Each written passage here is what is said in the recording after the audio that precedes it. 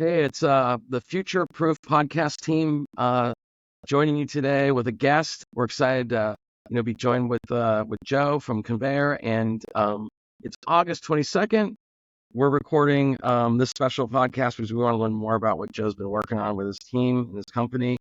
And I'm going to hand it over to Shane. Shane's going to kick us off today. So with that, Shane, welcome. Thanks, Anthony. Like Anthony mentioned, we are joined today by Joe Veroneau from Conveyor. And just as a little bit of setup, Conveyor really is Conveyor was created to help customers automate their security reviews. So my understanding is everything from secure document sharing to then automatically filling out a lot of forms. And having worked at a lot of companies where I've had to fill out various, forms like RFPs or security reviews, whatever it is, whether it's for, a vendor, a partner, or, something like insurance. It's just an enormously time-consuming process. And you're also dealing with a lot of sensitive data. So the reason why we thought it would be really interesting to hear from you today, Joe, is really because, for one, the issue of security is becoming so much more important in the age of AI. But secondly, there's been a lot of talk, around whether, truly native AI companies are really seeing any return on their investments in new AI technology.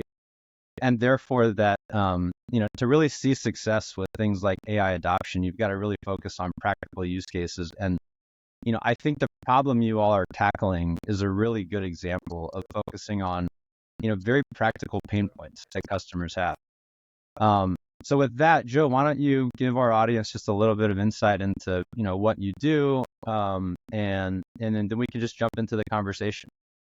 Yeah, definitely. Thank you both for having me on. It's been awesome to check out GoAI and see what y'all are doing for the space in terms of particularly having the no fear, no doom. I love the approach on that. So yeah, I've been working in software, particularly software as a service, for about 10 years now. And when we first met a few weeks ago, we had talked about how the AI movement right now, this is our wave, this is our shot. I love the big tech change. I joined started working in technology kind of after the cloud adoption started, and so it's been cool to be working at a time when this AI stuff is evolving. But my background is in security and compliance. I worked at a risk management software company when I first got it started, and that's how I kind of fell into this cloud security space. And then at Conveyor for the past 3 or so years, we've been working on this technology to help make it easier to automate security reviews and share security documentation between companies. And particularly with the advancements in language models in the last couple of years, we've been able to kind of reinvent how we handle that workflow. And so background is in kind of operations and security, more from a corporate security perspective, as opposed to true hardcore technical security. Excited to be a part of the conversation today. Yeah, right on. That's cool. Just kind of curious, when you started your entrance into cloud computing and all this stuff, was security an orientation to you, or did it happen by a happy accident? How'd that get started for you? I'm always curious how people got into the spot they're in, Yeah, so I started my career implementing GRC and risk management software with clients, so working more in a advisory capacity, more helping to get the software implemented. So working with subject matter experts at our customers, and a piece of the risk that they were managing was the security and IT risk. And so I was definitely learned by doing, and learned by both following along with our customers and supporting them and using our software, and also just from great mentors in the workplace. But eventually what we found is that our customers then would realize they'd implemented our software and would kind of spin around to us and put us through the security risk assessment ringer. Now you've got all of our risk and compliance data. How are you managing it and securing it? And that's when I fell more into the kind of actually, working on managing and building internal security and compliance programs at companies. And that's probably more where my interests and passion sit, in terms of actually helping a company set up and run their security program. But I've been lucky to work at small enough companies that are also offering security and compliance software. So I could kind of have a foot in both camps of working on the internal piece, but also working in product capacity as well. How should the software work, and how should we bring it to market? And so definitely learning by doing. My background is not in technology, so to speak, more in just business and operations management. And it's kind of the cloud stuff in particular was around when I entered the workforce. So it was more like the bigger customers we were working with were scared of the cloud. And now it's like reaching a point of like, if you're not moving your workflows to the cloud, like when are you going to start? And so it's been a fun time to work in terms of just seeing the adoption and the shift towards the cloud. And then I think we'll see a similar thing happen with this AI embedding into all parts of your workflow. Some companies are diving right in. Others are being a little more cautious of, what steps do we take to make sure we're not getting over our skis, so to speak, in terms of how we're adopting this emerging technology. Yeah, that's interesting. As way of background, I got started, pre-cloud. So like you kind of had to build your own cloud. You literally did call it a cloud. Like you draw on your whiteboard, like we're putting these servers in this data center here, and then invariably, a more senior person would be like, well, how do you secure the connections? And so I'd move through it more as a technical. We'd just be doing it technically, and we noticed, just sort of like as a way to sort of marry up to what you were saying, like there wasn't really business people with us when we were doing it. It was like really like a tech practitioner saying like, okay, we're going to firewall this side. These are the holes that we're going to have. These ports open, these things not. And we would document it, but there would be really no one else other than, us in the tech group that would be like, possibly concerned about this. The bosses and the management teams would just be like, okay, we're writing on this new internet stuff. Cool. Right. And I did notice that when we were shifting in the 2000s, the mid 2000s to the cloud, there was an interest from our tech teams were like, well, how do we secure it? Like, is there a firewall in the sky? Like, how do we manage it? We were so used to appliances and blinking lights, you know what I mean? And then I also noticed in that time that there were more people from the business side saying like, we need to follow along, like, because it was like almost like a OpEx expense. And so you had like operations people merge in and more curious about how everything was working and like why it was working and how do we kind of operate it. And the field's changed so much. And I think we are at this, like, I think, you're right. I think we're at this like new spot where it's like, okay, maybe a lot of companies are in cloud. They have, a lot of their security sort of managed in a way, but with more corporate governance. But this AI thing is like a whole new thing. It's throwing a new sort of like way to think about it. Shane, Well, why don't we just to give our listeners proper context for some of the questions that will come next. Joe, can you give us a little bit more detail on what Conveyor actually does? Like whether it's some of the features, how you guys approach the product. Give us a sense for why customers choose Conveyor in the first place. Well, yeah, and maybe like a before and after, because you've been in the before world and the after world. So maybe like some of our listeners are like, they may not even have a really good security policy, or they actually do. So maybe say, hey, like prior to that, like this is what you used to do, and now this is how you solve the problem. I think that before and after might be really kind of curious, but just jump in. We'll ask questions as you go. Yeah, definitely. So when two companies go to do business together, typically security is not the first thought. It's like someone has a business challenge they want to solve and they want to go buy a piece of software, buy anything. And with changes in external requirements and just like whatever your company's policy is when you go to pay a vendor, pay a supplier, there's typically some form that needs to be filled in. It can be a very basic form, which is like, who's this customer vendor we're going to start doing business with? But with all of the data breaches and security requirements that have emerged, there has been an adoption of filling in more of like a long survey, like who's your company, how are you going to protect our data? And those forms, particularly in the last, I'd say 5 to 10 years, have just continued to grow in length because customers want to know, like, where's their data, who's the third party we're working with, particularly like banks and healthcare, like they have requirements to know who they're doing business with.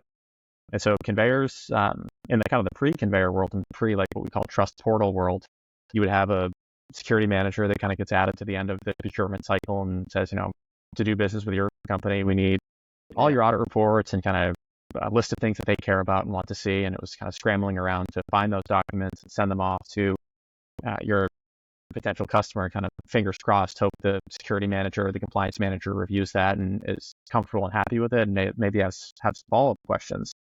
And so on the companies asking those types of security questions, they've built a lot more maturity into their process, and there's a set of recommended practices that particularly regulated businesses follow. And then we've seen the suppliers and vendors start to catch up of knowing pretty much anyone I'm going to do business with is going to have a set of questions. So I might as well make a packet, a PDF packet, or some FAQs to try to fend that off. And kind of in the pre-conveyor world at prior companies I've worked at, we've had kind of the packet of the PDFs and the place in the shared drive. You go get that info and you throw it over the fence and hope it satisfies the questions. I think the receivers of those packets start to see like it's hard to weed through all of this and find my answers, so they just write out their top questions.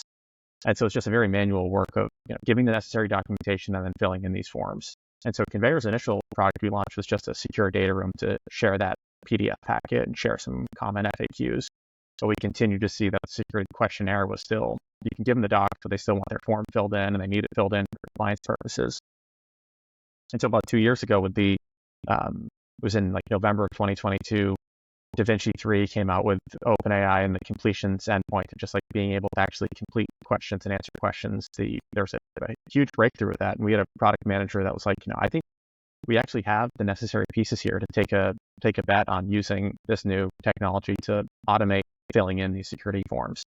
And so what we've done in the last 2 years is really not just make it easy to give your potential customer the information they need, but also organize it and put it directly into the form they need to go on to their next step of their process. So we're really trying to make it easy to answer questions because there's like some schools of thought that are like, oh, these forms are bad. You're wasting my time making me fill in your form. But it's really necessary for big regulated companies to get answers to the questions and feel comfortable moving their data out of their safe environment into yours. And so we view the security questionnaires as just a necessary part of doing business. And we've kind of doubled down on let's make it as quick and easy as possible and both like also reliable and secure, not just like, relying on ChatGPT to make up the best answers, like, write me the best security policy, but it needs to be grounded in truth. And that's what we spent a lot of our time on. It's just like, how do we remove this, make this necessary step go a lot faster when buyers of software just continue to want to know what they're getting themselves into.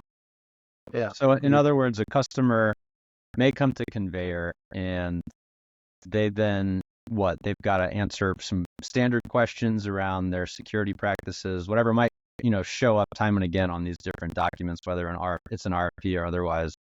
And then when it comes time to fill out one of these forms, Conveyor will essentially just do it automatically. Is that really the gist of the customer journey here? Exactly. So we find that, again, these questionnaires have been happening for a long time. And so customers that come to us typically have filled in a bunch of them in the past. Right? We've got, 50 of them we've done, and we've tried to create this combined Google Doc of the most common questions, but it just becomes very manual for them to hunt around and find the answers. And then it is the most boring job in security, like find the answer, put it into someone else's file. And so we've built a processing pipeline which kind of upload all of those past questionnaires. And then there are some industry standard documents, whether it's a SOC 2 report or just like a company security white paper, like things that you've written down to make your customers feel comfortable.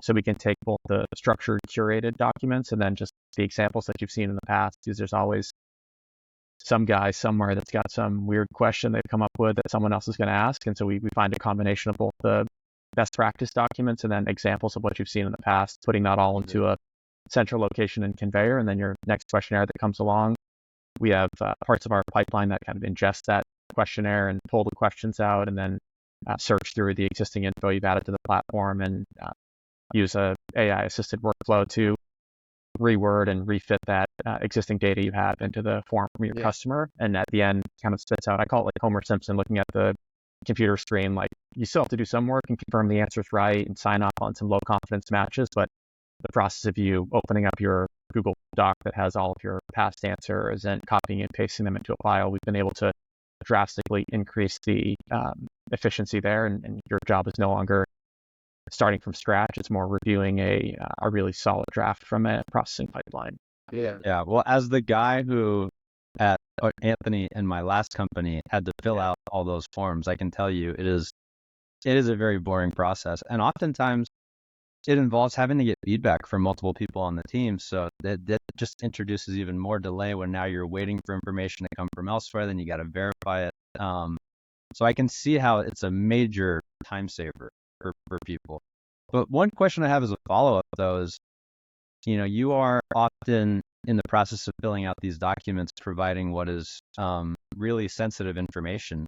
And now you're asking those people to turn that information over to Conveyor. How do you guys think about, security and engendering trust with customers who are coming to you with some of the most important information they have that definitely can't get out? So how do you guys think about that, especially if you are them behind the scenes tapping into some, models with which some organizations just aren't really comfortable using yet? Yeah, absolutely. And that is always the biggest question of where are you storing my data and how are you protecting it? And then who else is going to get access to it?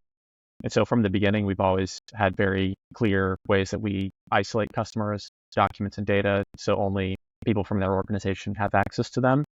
And we've also been very friendly and open with customers, letting them know you control what you ultimately put into Conveyor. You may not want to put your full, your most detailed risk assessment into Conveyor to share with your customers, because ultimately this info is going to your customer at the end of the day, and who knows what they're going to do with it. So there is some level of judgment that goes into what level of detail are you willing to share. And sometimes these questionnaires do ask for like everything under the sun. Send me your last 5 risk assessments, send me the background checks of your management team so we know who's working at your company.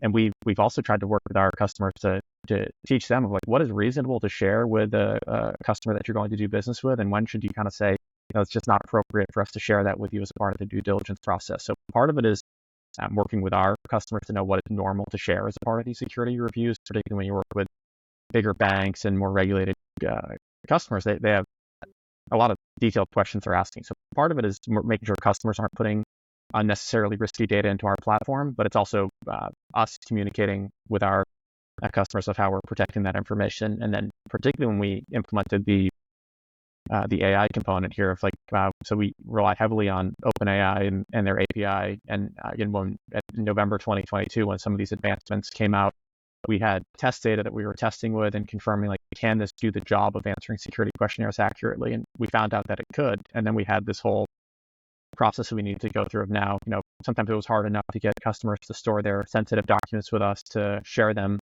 with their potential buyers. And now we need to tell them that data is actually now going to go to a third-party language model provider. And so we followed a lot of just the similar processes you follow with existing risk assessments and mitigations of confirming there's confidentiality in place. So we needed to work with OpenAI to determine that we had a confidentiality agreement in place, particularly early on with them. It was pretty hard to get in touch with them and confirm that we could enter into the necessary commercial agreements. And so there was a period of time when we had a successful working proof of concept, but we were not comfortable going to our customers to turn it on because we had not gotten the necessary documentation in place with OpenAI. And my boss all along was like, look, they're a commercial business. They're going to figure this stuff out. And sure enough, after continuing to follow up with them, we were able to document that we had done our own due diligence. And the biggest piece was, and the biggest question we still get today is my data that's going to OpenAI going to be used by them to, then further train their model or further better their systems. And initially we needed to opt out of that, where we needed to fill out a form and say, this data that we're sharing cannot be used to improve your models. And we've been happy to see that since then, for their at least commercial API, they do not train off of that data for anyone that's using it. And so it's been nice to see that the kind of commercial providers of these LLMs have started to adopt default configurations that make it more comfortable for businesses to work with them. But it was absolutely a process of us going through and confirming, what types of questions do we have, and then also what types of questions will our prospective customers have, which are in many regards bigger companies than us, more regulated, have more concerns. And so we really needed to think a little bit before taking action with data. And that's definitely one of the recommendations that I think for anyone that's using these things. It's before you just jump into it and dump all your data and think what does success look like? What am I looking to accomplish? And start small before you just connect everything and see what happens. Using a little bit of foresight and thinking through what am I looking to accomplish and what are the consequences if it goes wrong? For every everyday business user should be thinking about that before they start putting their data anywhere, whether or not it's an AI powered tool or not. Yeah. That is why I think you bring such an interesting perspective, because as you know, I think one of the main barriers to adoption of even the best AI products and models out there is just the security risk. I remember showing a friend who works at a very big private equity firm Code Interpreter for the first time, and just showing him what it was capable of doing, various forms of data analyses and, financial analyses. And he was totally mind blown, but he's like, my company would never allow me to use this because you're just turning over, so much sensitive information.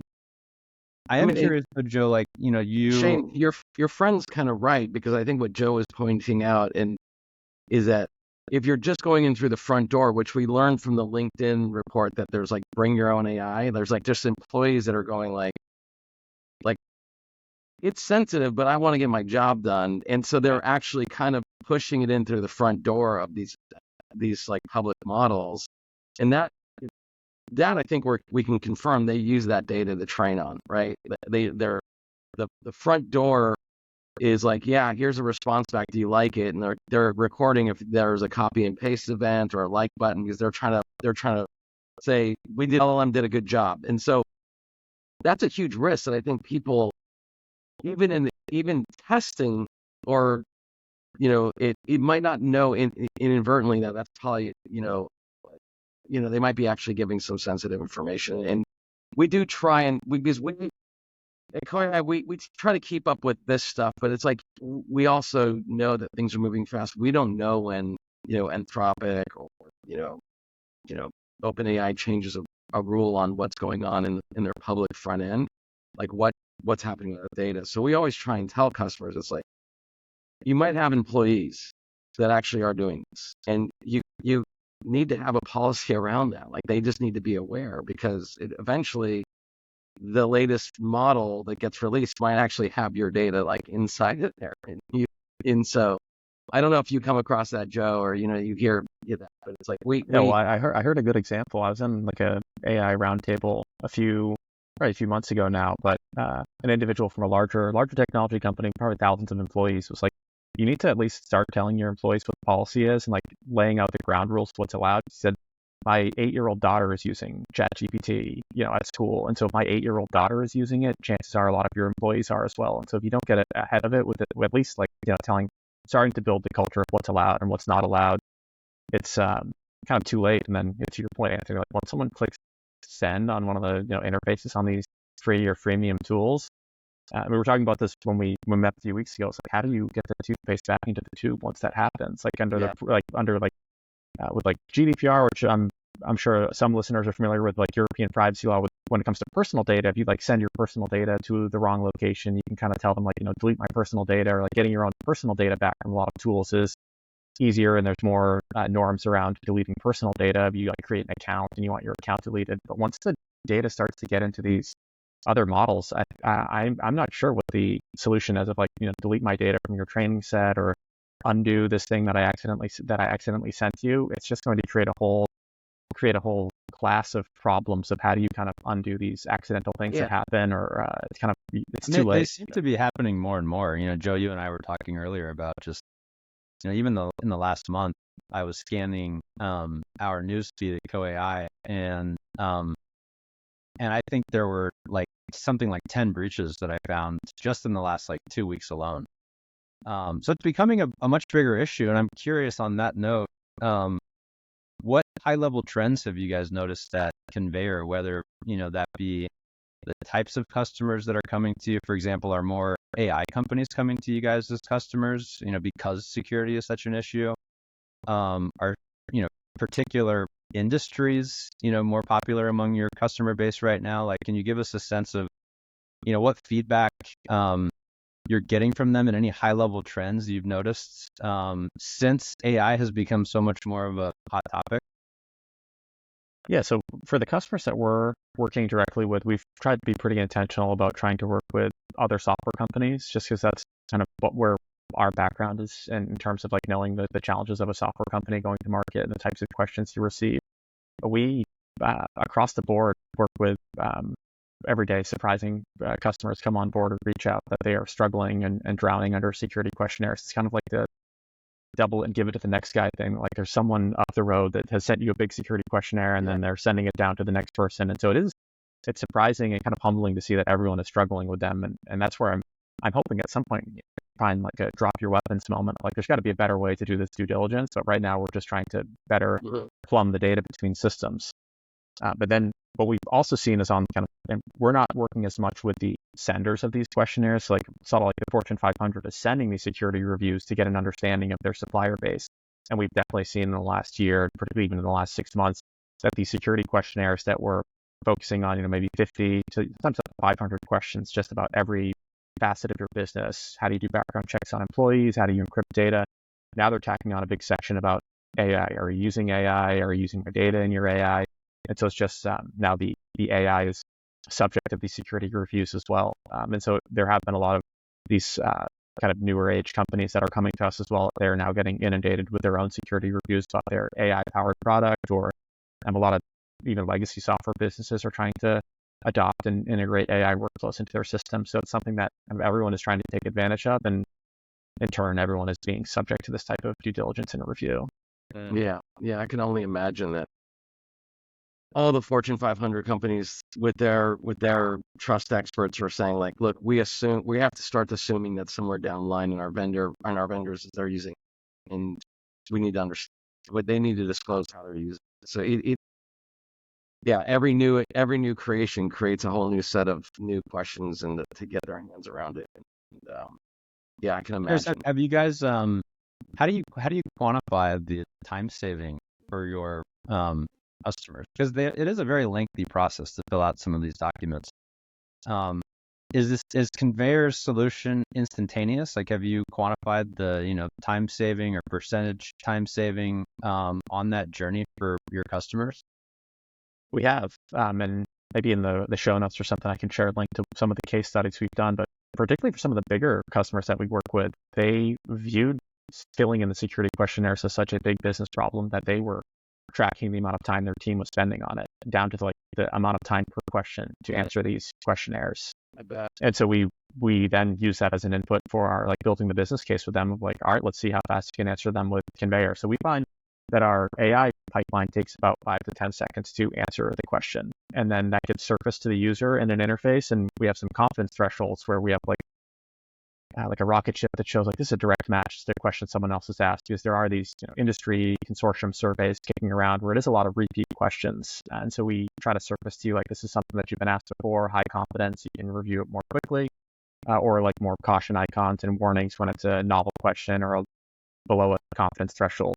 And so we found that our processing pipeline is about 5 to 10 seconds per question. So you can upload a questionnaire and go grab a cup of coffee, and by the time you come back, the draft is ready. And then we found our strongest customers is like 5 to 10 seconds to actually review and approve that answer. And so something that was taking maybe 2 to 3 minutes per question in the past of searching, finding the answer, putting it in, double checking it, we've seen 80 to 90% time reduction. And that time now is like, it's almost like gamified, that you kind of like rip through this thing as quickly as possible, and you feel like you've got like a new tool to go through it, versus the monotony of like control that thing to try and find something. So 80 to 90% reduction in just time spent doing this monotonous thing is what we've seen. Yeah, that's awesome. I think it's also like the time it takes, the reduction's great, but and you probably are getting better quality too, right? So, but I would argue that, because I've been in teams where it's like there's oftentimes you're trying to get a sale done, right? Like you're trying to get like the big vendors saying fill out these security forms. So like at the point that you're trying to get this done, there's people above you or the side of you are saying, hey, I need this thing done to get this deal done. And resources are scarce, right? You're like, hey, I can't, we have these other things that we're working on. We can't get to your thing. And there's so it must also, by just solving that, it just must be bringing some harmony to organizations that are like, I don't have the resources to fill out your form. Go talk to my boss to reprioritize me or my team. Are you hearing that? Because that's not time saved. That's just like, man, you just made the whole organization happy. Are you seeing any of those like feedback loops or from Absolutely, because we typically would find that these questionnaires come in. It's like a game of like I'm not doing it. I'm not doing the first draft, and then you end up having a salesperson wants to close their deal. They're going through and trying to fill in a draft. Like that's not their skill set, and so they're kind of like creating more work to like undo what this person has done. And so the fact that you can get a really solid first draft of a security questionnaire already takes some of the first like getting started piece out of the equation. Like it's already 80% of the way there. And then what we've also found is that security teams like it, and the privacy and legal teams like it, because we have set up our processing pipeline. Like, this thing's not really going to lie. Like, and some of our customers initially were concerned, like, how do you make sure it's not like, hallucinating or making up facts? So we've always tried to have our system more be grounded in the data that you provided to us. And if we don't know, we just say we don't know, or we try to flag that. And so instead of a salesperson putting in the wrong info or someone kind of misremembering what should be added, we actually have a very nice way to highlight issues or gaps and kind of unifying the way that responses are getting generated. I've always thought there should be some like game show or something where like general counsels at big tech companies have to sit down and like see what their salespeople are putting into security questionnaires or something. But there was like an accountability piece here that you're now creating a central record of all of the answers to your security questionnaires. You're seeing what commitments you've made to customers. Because more and more in these forms, we're also seeing like pretty scary attestations at the end, or big insurers saying, or big finance companies saying, by the way, we're using your responses to this to go purchase insurance or to go make a risk justification. And so the content of these is really not a joke, because it's like there's regulatory implications and insurance implications, contractual implications. And so what we found is that kind of the truthful bot, well, sometimes it's not as helpful to have a bunch of issues flagged where we couldn't find an answer. It is, there's actually steps forward in quality. And that's an area that sometimes we've been pushed on. Like, how do I know that your processing pipeline is doing a good job? Well, how do you know your employees are doing a good job? Or someone's, late at night burning the midnight oil trying to fill in this massive questionnaire. So there are quality benefits of having a just like level playing field of all questionnaires get processed the same way. And what it comes down to for Conveyor is us being able to actually articulate how we've thought about safety and quality and how we flag issues for customers and make sure that people know it's not just do whatever the output says, or you need to still like have some level of professional judgment applied. It's like we were joking about like the scene in The Office where the GPS tells them to drive into a lake. Like, you still need to it's a professional to an extent, but you still need to exercise some type of judgment. And so making sure that we build that expectation with customers too, that there's still times you need to review or get second opinions. And that's what I love about Co-AI is like the no hype piece of just like, let's be real and practical and pragmatic about like, what are these things capable of? And particularly as we continue to move towards this like agentic AI or like agents that join the workforce that are AI powered, my stance is manage them like an employee. There's still like performance benchmarks. You need to review the output.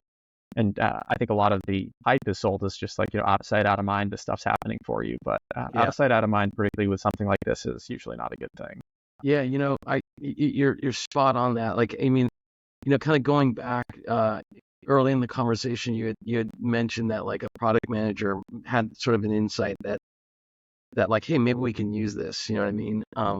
Like, kind of, I don't know if you were in the room or the table, or was it kind of like, was that moment kind of crazy, or was that moment like, oh yeah, we should totally do this? Well, do you recall that moment? Yeah. So again, this was November 2022. We were reaching like the end of the year. It's like Thanksgiving, and I think Da Vinci 3 was the completions model from OpenAI that came out that was just like really getting a lot of traction. I think that's under the hood in ChatGPT, what was being used as well, or ChatGPT was what had come out around the same time.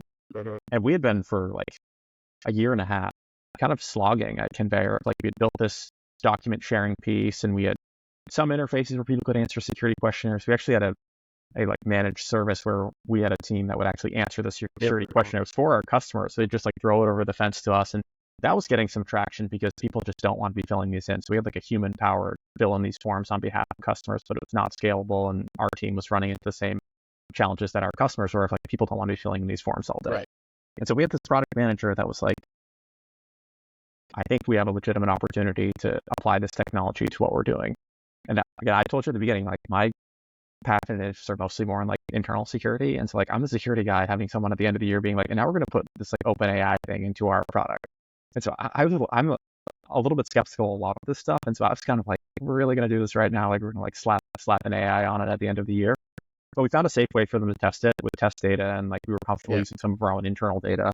And at Conveyor, we called it December to Remember, where we had a few engineers that just kind of doubled down at the end of the year and built this proof of concept of using the completions endpoint from OpenAI to feed it facts about a business and a question from a security questionnaire and see if we could actually generate these drafts. And it was impressive in how it worked. And that's where at the start of 2023, we needed to kind of get our ducks in a row with enter into the necessary agreements with OpenAI, document stuff so we could bring it to our customers. We had to start out with it off. And we did have some customers that were pretty share the sentiment that I had mentioned at the beginning. Like you're sending these docs off to your third party Fortune 500 customers, replicate it across SharePoint everywhere, and who knows what's happening with it. So if you have a closed set of data that you're comfortable giving to your potential customers, then you should be comfortable putting it in a Conveyor in a secure environment to answer these questionnaires. And so we were surprised with the amount of people that turned it on immediately, and we kind of continue to need to build trust with our customers as we adopt the new models. And what's great to think about it now is the DaVinci 3 stuff is totally deprecated. And so we built something at the end of 2022 into 2023 that now a lot of the technology, the models we were relying on, are no longer available. And so that's just like also surprising with just the rate of change here. And that's when I think a lot of like your everyday business user needs to think about. You could start using something to support generating your financial statements or helping with a piece of a presentation you make each month at work. That could change, or the pricing could change, or the underlying model could get deprecated. And that's where I think when we think of like everyday person at a company, like not using this as like your secret tool that no one else knows about, but being transparent with your coworkers, your manager, your security team, so you know what you're using and what you're doing. So there's not surprises of like if there's a breach with some third-party tool that you've been secretly using to do all of your work. And maybe that's like the security guy telling you to make sure you tell the professor when they didn't assign homework or something. But there's limited drawbacks of being transparent at work in terms of the tools you're using, because there may be other existing like subscriptions your company has that you're able to get access to, or you avoid like an awkward situation in the future where you started using something that you shouldn't. And the other point I want to make there is I went to a conference where an individual was saying that actually their requirements with their customers, he's like a consultant, and he said like his consulting agreements now customers are adding like, and when you use generative AI, you must disclose that in your final deliverable and stuff. So there's like also transparency and obligations here of like disclosing when this stuff is used. But in theory, that's nice. But in practice, right, like everything has the little like magic wand cursor next to it now. Like, if I use Slack Assist to help me write my message, or like Gmail reworded it, what is the line or the threshold for some of this stuff? In practice, it gets very, very hard to know what is the appropriate line for disclosing stuff like this, or as everything is just getting like the AI stuff slapped on under the hood. It just seems impossible to wrap your head around how you actually control this. And I think building awareness with frontline users is at least a part of the solution. Yeah. And the question of how much AI is actually being adopted is a big question, and there's a lot of gray area, because the fact is a lot of employees don't want to disclose that they're using these tools. But I am curious, you talked about the initial decision to start using some of this tech internally. How much of a business model / product pivot did that really entail for you guys, if you think about before and after where you are now? Yeah, that's a good question. I think a lot of it was making changes to our interface to allow people to go a lot faster, particularly with completing the security questionnaires, or like making sure we surface the right signal when something needs to be reviewed versus when something has a high confidence, making it easy to still look at it, but approve it faster. So a lot of our focus was on speed and making it easier to move fast in the system, but also giving users like configurability with how they choose to use these features. So some of it, we found that some people don't want all of their documents getting, shared with a third-party language model provider, and so we give you the opportunity to pick and choose which documents may be in scope for this AI answering functionality. And then also thinking about like safety for different classes of users, where kind of to your point earlier, Shane, that like the security questionnaire, particularly because it's oftentimes the last step before the check is cut in terms of you doing business with someone. Everyone cares about it. Finance cares about it. Sales cares about it. Operations wants things to keep moving. And then security or compliance is kind of stuck filling in the form. But that class of users all have a different understanding of how the system works and what safety looks like in terms of the output. And so we have like a Slack bot where you can kind of ask Conveyor questions, like at Conveyor, do we encrypt customer data? Or at Conveyor, what's our policy surrounding European data? And we needed to design a lot of these filters with safety parameters in mind. So we have customers that can choose like a very rigid view of these answers, where human has to approve them first and confirm approved by an admin before it gets released. Or we have smaller teams that are only the security professionals that are using the Conveyor bot, and they can kind of know when the answer is incorrect. And so they have more of a just like free flowing, the answer gets generated and you can make a decision on it. And so a lot of it has had to keep different user profiles and personas in mind. and also can control over what data ultimately gets shared externally. And those are the two that come to mind. And then the speed piece, where we're trying to make something that goes fast, and that's like, we've been surprised at how good it works. And now it's like, we got to make this thing load faster, and we got to find ways to get users to move through these even faster. Particularly when we have these customers that are measuring the number of seconds it takes per question, we want to continue to see that go down and hopefully approach zero. We can have a clear confidence measure that, like, this is we call it like a one-shot questionnaire, where we do see sometimes a commercially reasonable set of 50 or 100 questions for someone who's been using our platform for a while. They can get a 100% accurate draft where they can quickly skim through it and not need to make any edits to the output. There's the other end of the spectrum where it's like some cockamamie questions no one's ever asked that you still need to confirm, like, what are they even trying? What, the language model can't figure it out, two humans in a room can't figure it out, you got to go back to these people, and it's like the scene at the end of the Notebook, like, what do you want from me? Just tell me what you want. I'll give you totally. anything you want.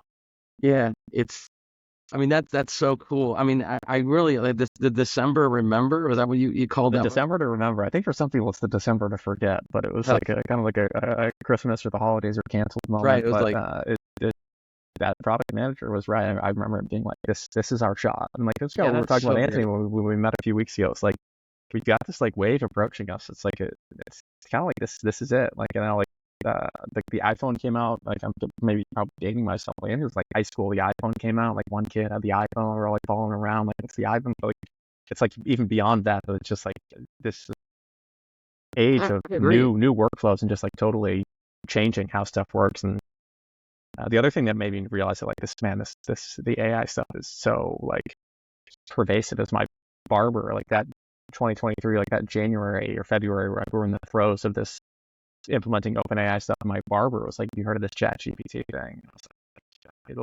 I don't even want to go into the details of the hair I'm losing over how we're doing this stuff. And she said when someone cancels an appointment, she just uses ChatGPT to like write a terse little message and like send, like, it's kind of like the perfect, particularly in that example. What I love is that she's able to see the outputted message of like, do I actually want to send this to my customer? And like, there's still at human level of, she can review the output, but it like skips the step of her needing to think like, how do I write like a kind of terse message to someone to keep missing their appointments? And that, like, skipping the creative step or giving you a rough draft of something, I think it has huge efficiency gains for people. And that's, again, like when my barber is talking about what I'm doing at work, no one's ever asked me about Oracle databases at the barber. No one's ever asked me about the Salesforce Einstein at the barber shop. And like, that was the moment when I was like, wow, this is totally changing the way that everyone works, or a lot of people work, and it's just bringing like a radically new shift in how we work. Yeah, like, that's such a great story, and we had stories like that as well, and but that's we want to resist the hype, but it is exciting, right? Because it is somewhat novel, and we want to resist the doom because we also know that's just hype in a different direction, right?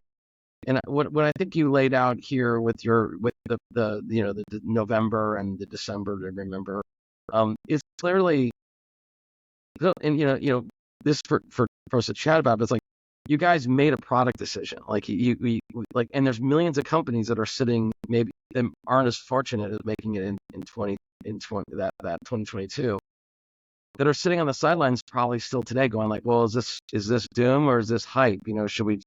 And I actually think, hearing stories like about your guys' team making the decision and really sort of leaning into it, and it's taking on new tech debt. Like, it's not easy to do what you're doing.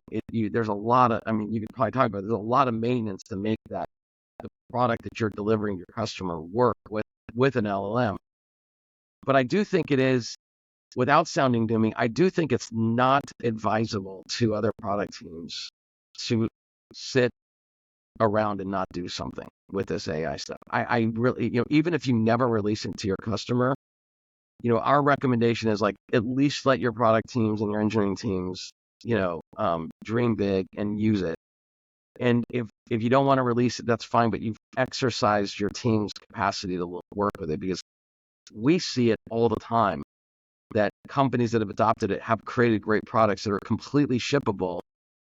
And just like everything you just told us is like, that's really remarkable. Like, I think everything you're telling me is like, that's like, and you're a year, almost 2 years into it. Like, you can imagine in 2 more years, you're like single shot, super confident. Like, you're ahead by 4 years for a guy that's coming in now. It's going to be probably just like they're just learning how to get it to work. I mean, I'll stop there and maybe you can riff on that or Well, I think that point is all the more salient. The point about them actually stopping and making the decision to really lean in to the new tech, it's all the more salient given the fact that you are dealing with such sensitive information. And I'm curious I know you're the head of security on the team, and not the head of product, but obviously there needs to be communication between those two different departments. Like, are there any, particularly from a strategy or product development standpoint, best practices that you could recommend? Just more general best practices when people are thinking about, hey, we want to take this leap also. We want to think about how we can fold in this new tech into our own, product and customer journey. You talked about transparency more generally, but what else might you say to people, when they're thinking about making a similar leap? Yeah, that's a good question. I think part of it is knowing where the data is going. And so what we continue to try to do with our team is build awareness that we have an agreement with OpenAI and we're using OpenAI in a secure way. But as new technology comes out, we still need to follow that same playbook we did with OpenAI, determining, is it secure? Do we have commitments to customers in terms of can their data go there? And if not, how do we communicate that to them and kind of what data is safe and appropriate to use in these cases? So part of it is knowing where the data is going, but also having safe sets of data for people to test with and experiment with. And then to Anthony's point too, of like really looking at trying to encourage exercises of thinking, what part of our workflow and our product, what workflow in our business could lend itself to this type of technology, and really starting with a problem that can be solved by it instead of just like dumping AI into it and seeing what happens. And I think we were lucky that questionnaires are a language-based problem. There's a lot of existing data about it. And so we were kind of like in the right place at the right time in terms of having a language and question answering based problem. And so focusing on what is the piece of the workflow or the piece of the product that could benefit from this. And then even if you can't test it with real data, having some example workflow or example to actually prove, does it work before investing too much? And so sometimes we do like one day hackathons where people come up with ideas and we try to like string things together. And even before all this like completion stuff came out, one of the hackathon ideas we had always had was like, would there be a way just to have like something search and try to find the answer just from a knowledge base, like do like what the human does of command app to try to find the keyword and search? Can we just do that for the whole file and give someone like a sloppy copy? It's built in with the best match. You might have to remove 50 of them, but it will still save you half the time just like copying and pasting the data in. And then it was kind of like almost this like previous idea we had of like a rough draft was able to be done and done a lot better with these changes. So I think focusing on areas that there is inefficiency, or honestly, it's like for questionnaires, it's again like the entry level job. It's like the first day someone shows up on the job at your company, you're probably going to have them filling in the rough drafts of the security questionnaires because it's a good way to learn about the business, and it's just like a place they can immediately start helping. So we've focused on automating like a very entry level part of the job. And sometimes it feels bad to say this, but it's like you've got like 10 engineers working on it, some with PhDs, and we're still like for an entry level role we're automating, we're still finding like strange corner cases and issues that come up. And so it's just like it's when you think of automating something even more complicated.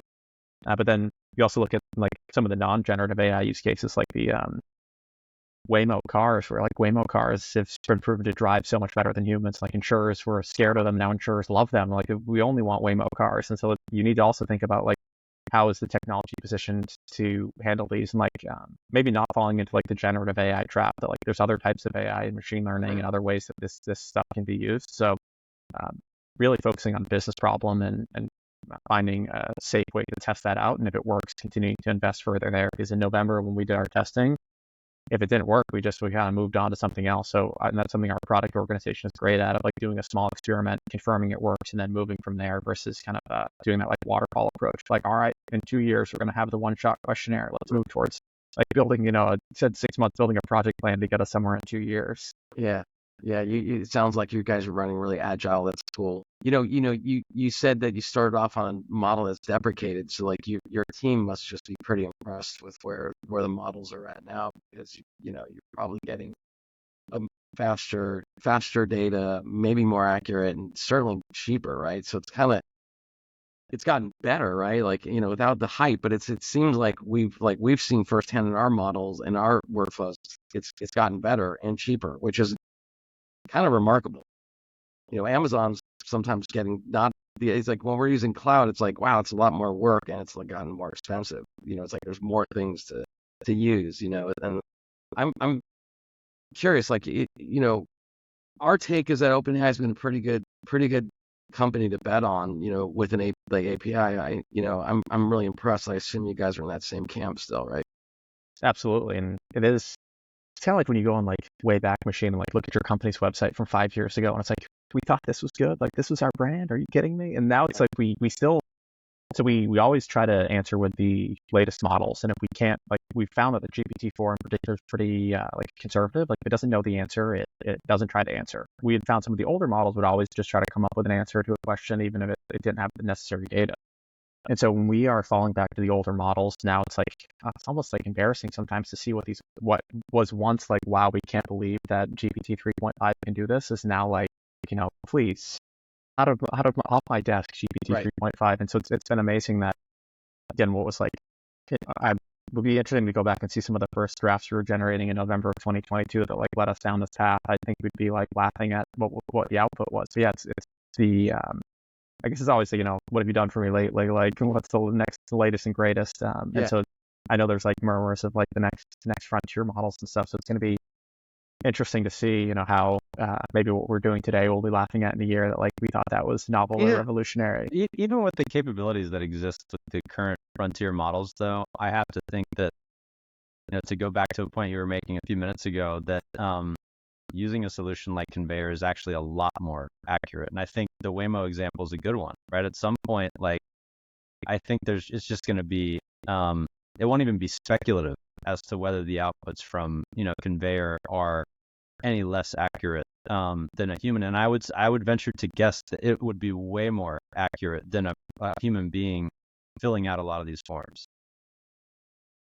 At least more repeatable too, and like you're always getting your A game, or you're like it's the same process, and sometimes like I wonder like we're investing all this time and resources like filling in forms, but then it's like you really think about like we've done all the math. Sometimes there's like billions of like these connections between companies happening every year that to do business you need to ask these questions, and the regulators have said you need to fill in these forms, and so sometimes I'm like and who doesn't? My life is like filling in security questionnaire forms, but it's also like it's a huge problem for people. Yeah. So Anthony and I, we have a third co-host, Francesca, who's not here today, obviously. But one of the themes that comes up time and again in our podcast is this whole copy and paste culture that we live in, where you're going from one app or source to another, and it is just such a time suck.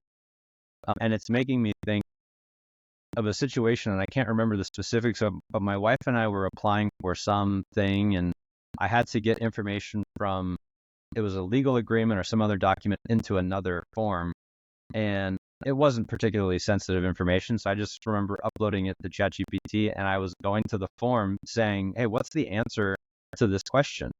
And it worked pretty well, but then I still had to go through, the copy and the paste. And so that's one of the reasons why I think like, everyone on earth has to fill out forms at some point. More and more everyone's aware of the specific capabilities of these models, but I think what you guys have done so well is being able to home in on a big problem that also has a very practical value to people, and start to chip away at that, copy paste culture that we live in, and also manage to do it in a safe way. So I feel like there's just a lot of general lessons that other teams can, I think, take away from what Conveyor has done. Yeah, we had a little section here kind of going further out from Conveyor, and I like what you guys were just saying. It's like you could eventually have a zero shot thing, but I think like in the future, this is us totally speculating, but I do think that that companies do need to talk to each other and get some reassurance that in written form that like, you have A and B and C and that we have recourse. I could see in the future as organizations become more digitized and more comfortable sharing information that that the company could just make a query to an API that just says, hey, we're doing, company A is doing business with company B. Fire off the API, get a token, you get a secure token, and it can ask the question, it can ask the question, this API will respond to these questions, and it injects back into them. So you actually almost can get to a place where the automated queries can arrive and get the company to be like, okay, we're going to move to stage G in our series, which requires you to fill out these things. You need to do this, but it's like, because they're messaging each other. These are smart systems at some point. That might sound sci-fi, you know what I mean? But it's like, it seems that like there is a set of public data that you would share with a customer, vice versa with a vendor, that could be just queried. And then there's this other level of like stuff, because why not? Like at some point, once we get so confident that this stuff is like can get you from stage A to stage B, that seems like it's on the horizon. It might be sci-fi right now, but it's 2024, 2034. Are we doing the exact same form submissions, or are we doing something like a little bit more significant? I don't know, but yeah, we talk about that a lot. That like eventually these like some of these forms like PDFs, like but before getting like a legal pad mailed to me, I've seen pretty much every format of these. Some of them are like super outdated documents or outdated web portals people are using. And one of the things that keeps us going is like this is eventually going to change. Although like spreadsheets seem to be hard to kill. Like Bill Gates did something where it's like spreadsheet is still sometimes the best tool for doing something. And so we are confident that something is going to change. And there's been a lot of approaches of this like trust network or trust exchange, and just seems the incentives never line up between buyers and sellers. That sellers don't want to make themselves look bad or put too much info out there. They kind of want to control the answering, and buyers are asking too many questions. And so there's always this conflict between the two sides. But we definitely, our CEO in particular, always, we talk about like the computers talking to computers version of this, and then it's possible. And then we've also like thought, there's like all this like ability to do business together quotient or something. Like can you kind of like identify like which vendors are ones I'm actually able to work with based on how they've set their systems up? And I think that's going to become more and more important with all of these like AI tools and some of the regulations surrounding transparency with AI. But like you kind of need to know what you're getting yourself into and like read the back of the box in terms of like what models are used, how's the data being used. And so there is definitely something there of like make it easy to get the information and make decisions off of it. But then there's, I'm confident we'll eventually, the spreadsheets will drop out of the race and we'll have some other. Speaking of models, maybe we'll have our podcast in 2034 and see if we're still in spreadsheet. Well, what I'm curious to know, Joe, is as you talk about really just understanding the implications of the models that you are using. Open source is a big topic right now.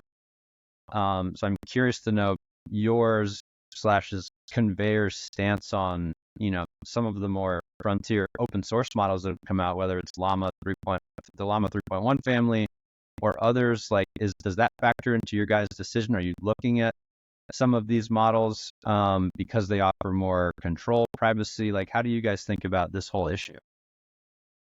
Yeah, I mean, so at this point, we're pretty heavily invested in the commercial solutions, particularly OpenAI and Anthropic, for a number of reasons. It was quick to go to market. We view them as leaders in the space, and we were able to find secure ways to use them. But we are in particularly like, I think it's like the end of last year, maybe there's a lot of turmoil at OpenAI, and like Sam Altman had gotten fired, and like we didn't know what was going to happen. So we have always had other models that we've tested with, and been, because what's cool about this stuff is it's just like at the end of the day, like an API call to get your info back. And we have a lot of the plumbing that's happening on our side in terms of the workflow and the knowledge-based management. And so we do continue to kind of experiment with how these other models could be used, but just the level of effort of like hosting it yourself, keeping up with the changes. At this point, we're pretty invested in the kind of the commercial solutions, but I think we'll continue to see changing attitudes towards that. And I think particularly when it comes to like government use of AI or like certain public use cases, I think there'll be a large shift towards like open source being more preferable and more favorable. And I think there's just whole sets of decisions that will need to be made. Similar when we think about cloud computing, that there's like certain types of clouds government can and can't use. I think there'll be certain types of solutions and offerings that governments or public sector data needs to be used in. And so in the short term, because of the kind of availability and just the performance that like when we've done our testing, like for our particular use case, it's been a lot of the models from OpenAI that have just performed the best, but those can change, the pricing can change. And so it's, we are in a little bit of an area of like kind of that like early cloud adoption that like, what if Google Cloud shuts down or they stop making money and they shut down the service that runs their whole business? We have definitely architected ourselves that it would be easy to swap out to other language models. And again, it's not just we're, phoning out to the third-party services. A lot of it is a workflow problem and a data management organization problem. And we're relying on these language models to kind of put the icing on the cake in terms of formatting the info. Yeah. I expected that answer. And we've played with open source models locally, and we're impressed. But you do have to, whether you're hosting your local host model in the cloud, you're still sort of more responsible for its response time, And so we do see OpenAI and Anthropic with Claude being really good at handling that sort of prediction or inference, whatever you want to call it. So I think they're in good space. But the thing that you did say about like the government or something, that there could be some rules where it's like, hey, we're approving, this open source model, this version, like we know the data in it, we fire tested it, we've red teamed it, we're comfortable with this. If you want to use this in your world, we're comfortable allowing that to happen. Because with open source, you can kind of put your arms around it, right? The company that might have to like onboard it might be like, hey, we want to use this one, but like the government might not be able to like put their arms around the speed in which those two frontier models move, right? They move so fast that they might be afraid of how that data is inside that model, and it's like they can't get the continuity. It's like it's shifting. So you could see how open source will play a role, and I think that that's I'm old enough to remember like when I said, hey, let's use an open source operating system, like I was like the dumb kid that got thrown out of the room, right? And the adults were like, we're using this, right? And now it's like literally entire friggin' AWS. So, we'll see, right? My long bet is these models are going to become powerful, but I agree with what you just said totally on your using OpenAI. I'd also said, early in 2023, we heard a lot of people say like, oh, that's just a wrapper. Like that's just a wrapper on OpenAI. That company is going to, no. And to me, that was such a signal of naivete. You know what I mean? Because it's like, no, it's the wrapper, stupid. Because the model's actually, it's the prompts. It's the way we handle all the errors and making it so that when you actually get something, it doesn't just break. I'm just curious, like, what do you think about that? Because you kind of created this amazing workflow for customers to rely on. OpenAI, it's like it's a small part of like a great piece of software, but like what do you think about the folks that were talking about wrappers and all that kind of stuff? Did you hear that, or did you fly over that and not hear that? I mean, we still hear it a fair amount, maybe not as much as we did early on, but we would be reaching out to people telling them we had built this GPT powered questionnaire answering tool, and the people that were really struggling with this stuff I think had similar ideas to us, where they had spun up an environment and they'd put some PDFs in and they were doing the question answering.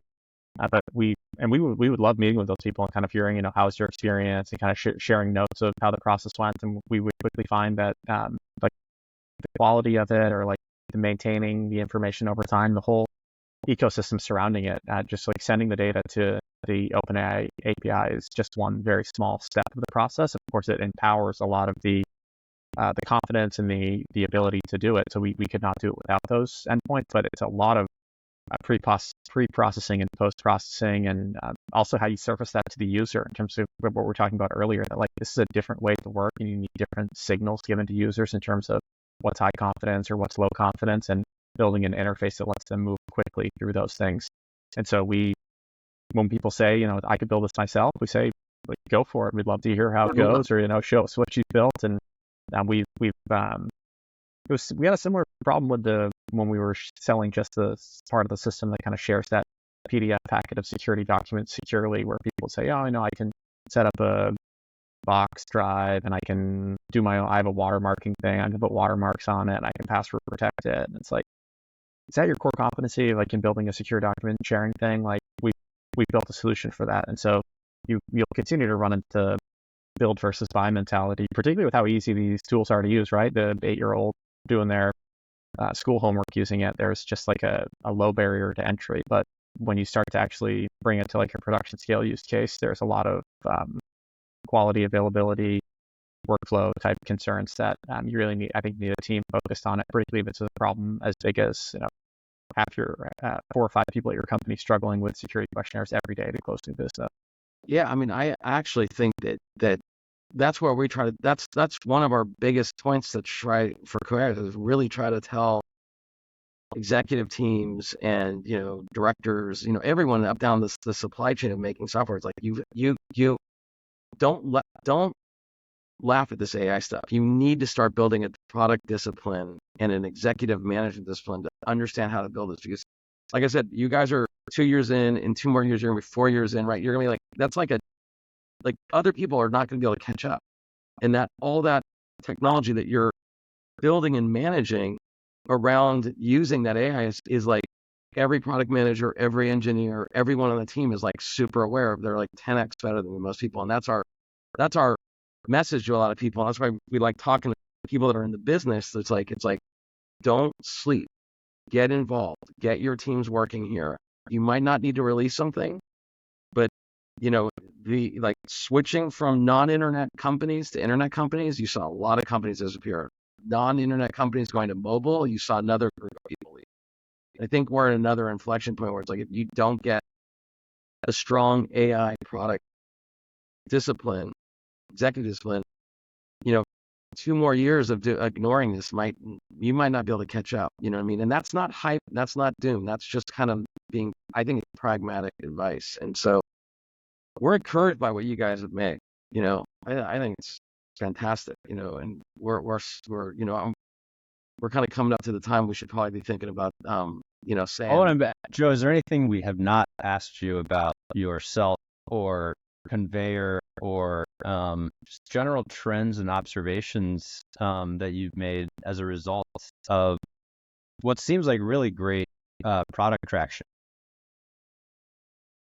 The only thing I think we didn't talk about that I'm like curious about how it's going to play out is this like bring your own AI thing that like particularly as like in our personal lives, people start to use more like AI assistants or like, but there was the humane pin that like seems like maybe it's not like not as good as the hype was surrounding it, but like when you start to get these like things that you use in your personal life, like how do you bring that to work, and like what are the security implications of like my personal assistant helps me with everything and now I need it to help me at work. I think we're gonna run into kind of like with the BYOD stuff, like you can't bring your personal gaming PC to work at most companies, and you might be more comfortable using it. You got to use the company issued software. I think we're going to run into like a weird situation where like how you handle these like AI assistants bridging between work and personal life, and just in general, like the way we work is shifting. And are you going to have like a work self and a personal life self, and how do you manage those two things? Even you see like sometimes like with super secure companies, you gotta like if you're working in like the security operations center, you gotta like lock your personal cell phone in a locker before you go into the room. Like just that piece I don't know the answer to, and I'm very curious to see how this like AI percolating personal life transitions into the work world. I'm not sure if the two of you have run into that. Well, we did our last episode we did on a big segment on wearables. I mean, it's a huge area of concern, especially when you're talking about devices that are now recording every word and everything that you say. So for sure, I mean, I don't think the security issue is going to get any smaller ever. It'll only continue to grow in importance. And then there's just the issue of like, how do you feel comfortable in situations where you're constantly being recorded and everything you say is essentially being written down and stored forever. Yeah, I think it's, like when you were interviewing employees, like, you'd say like, hey, what's your proficiency in, Unix or, this firewall or this, software language. And then you would query them, right? I actually think, to your point, I think it's like you're going to start seeing people show up at job interviews and they're going to be like they're going to be the best employee that runs with these sets of AIs. Do you know what I mean? It's like you take that away, they might be less a player. You know what I mean? Yeah. And so, because we're as you start really developing a confidence in using these tools, they are your language. like, right? Like, so it's like, if you can't come to the office and write code in C, you're not really a great programmer for us because we're writing in this new language you don't know about or don't want to write in. So I actually think that when you kind of play that out, Joe, it's a really interesting thing. It's like people are becoming really efficient and getting great results for their companies using AI assistants, and they're going to continue to get. But if you leave that company and you go to another company and they're like, hey, we don't have those assistants and you can't use those, they're going to be like, well, I can't write a friggin' email. I can't respond. Like, I'm just done. And it's like, it's kind of like if we said, hey, you can't use Google anymore, or, in your research, you'd just be like, well, like, maybe I'm not the right guy for your company. So I think that, like, we are getting a totally different, what we call an office worker arriving. They're super powered by really great SaaS software too. Like, hey, I use this to get my job done. You guys don't have that. You won't get it from me. I can't be it. So it's all of those things. So I think companies are going to be grappling with that significantly. Like, Anthony, were you part of the conversation we had recently? We were talking to someone who I think was doing a interview for McKinsey or consulting. It was a consulting. It was another meeting. Yeah. And one of the questions they got in one of the, I think, final rounds of interviews was how they would use AI to solve this particular problem that they were presented with in the case study. Right. So we're already like moving well into that direction where it's just expected to be part of the toolkit, so to speak. Yeah. But some companies right now, like the bring your own AI, is like, like there are probably pretty much every Fortune 500 company has some people in there that are like on their phone, just going like, how do I do this? And then they're sending that an email to themselves, copying. It's a long way around, but like it's happening. And I think that, and it's happening in universities too. So it's like happening in schools. So it's like, I think the smarter companies are actually not ignoring this. There's no denial. They're addressing it. They're helping. But we've talked to other executives, and that like that's like the minority. That's the super minority. Like McKinsey, you'd expect them to because they're actually consulting in AI.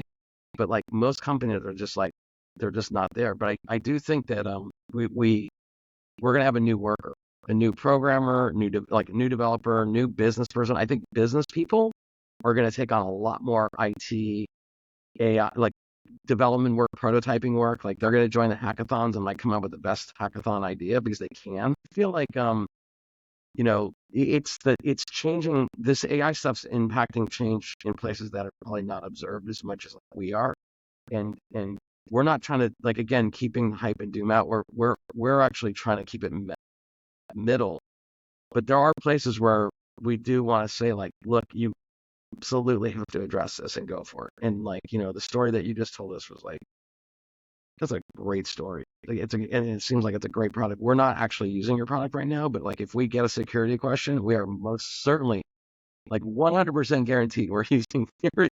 We'll love to do a case study because we know how hard those are. Yeah. Well, really, Joe, we are very grateful to have you on. I think, we talked about two topics, which I think are just so relevant to so many people now, regardless of which side of the, buying equation they're on, product development, security. And I think you guys make for a really great case study, in terms of how to do both of those things well. But before we let you go, how can people find you? How can they find the company? Is there anything you want to say in closing? Give people a sense for how they can maybe get in touch. Yeah, Conveyor.com. Again, everyone touches security reviews in some way. I think whenever I bring it up, people are like, oh yeah, I had to answer some questions to one of those ones. So I'd encourage you, if you or someone has problems with security questionnaires, check out Conveyor.com. I'm on LinkedIn, like being a part of the conversation there as well. And yeah, Shane and Anthony, thank you for having me on. And then I love what CoAI is doing as well. It's just very nice to hear just a fresh, direct voice on AI when it's either like a lot of what you see is like Terminator's coming for you, or like, give me all your money for this like special thing that's going to change your life. And I just love the practical approach that y'all are taking. So I'm excited to continue following along with you. That's great. And we'll add all that information in the show notes for everybody. And we're excited to be in conversation with you. And we look forward to more of these. We'll see you later. Thanks, Joe. Thanks, Joe.